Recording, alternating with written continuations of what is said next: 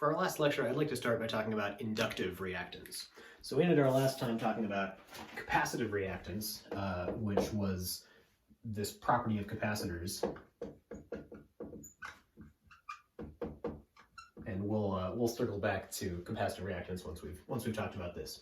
So for inductors, we know that the voltage across an inductor, and this is lowercase v, which means the instantaneous voltage, is equal to the inductance times di dt, where this is lowercase I, which again means our instantaneous current, function of time. So given this equation, we can look at what happens in our very simple inductor circuit, where we have some inductance L, we have some input EMF epsilon naught, and maybe this is oscillating at some frequency omega. So if we draw a graph of what's going on in our inductor, if we say our voltage starts at its maximum value and is oscillating sinusoidally, so this is V as a function of time, our current in the inductor, we know that when we have our maximum voltage across the inductor, that is when we are trying to increase its current a lot, and later on when the voltage is zero, that means the current is constant through the inductor. So we can kind of reason our way to the shape of the graph, or we can just look at this equation and take the derivative, and either way works fine. The graph for the current we get looks like this.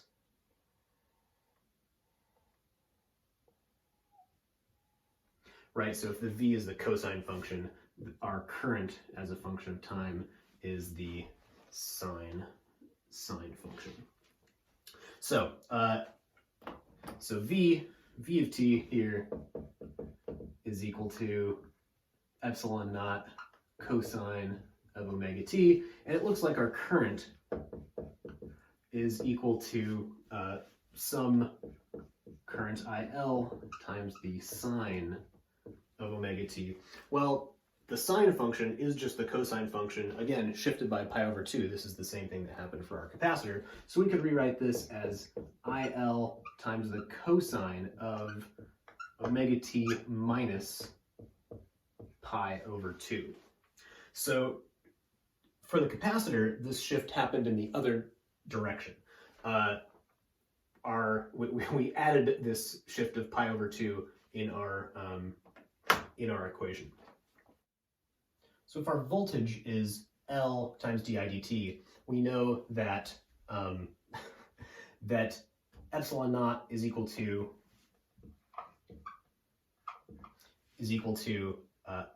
IL times a factor of omega times our inductance.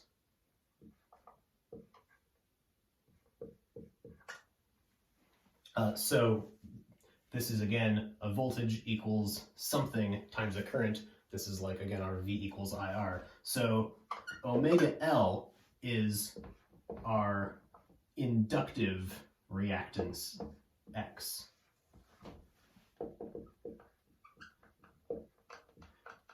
So remember, for a capacitor, we had XC was equal to 1 over omega c. So for high frequencies, this reactance got small. For low frequencies, this reactance got big.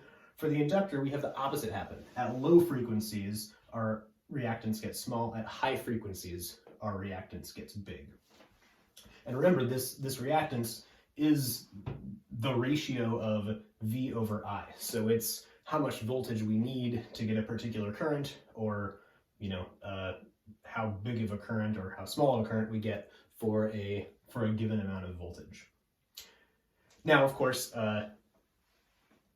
we can also write down our inductor Ohm's law the way we did for a capacitor. So looking at this equation, the voltage across our inductor is equal to I through the inductor times the inductive reactance. Now, whatever values we get for V and I in this equation, those do not happen at the same time, right? These are our amplitudes. These are our capital letter amplitudes that are, in the front of these equations. So the peaks of the I curve and the V curve, they do not happen at the same point in time. We can figure out how big they are relative to each other, but we are not getting that current flowing across that voltage at a particular instant. Or another way of saying that is that little VL, function of time, is not equal to I times X. Not necessarily equal to I times X. All right, so stepping into phasor land for just a second.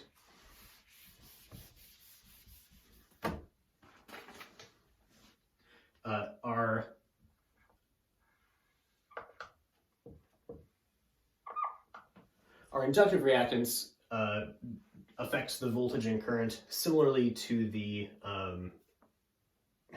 similarly to what happens in the capacitor.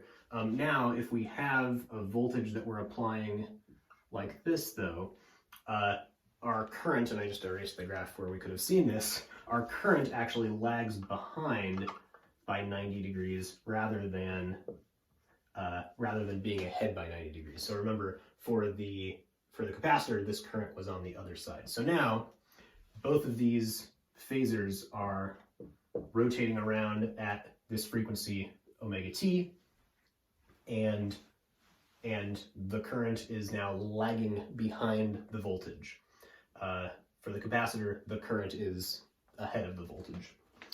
All right. I think that's all I have to say about that.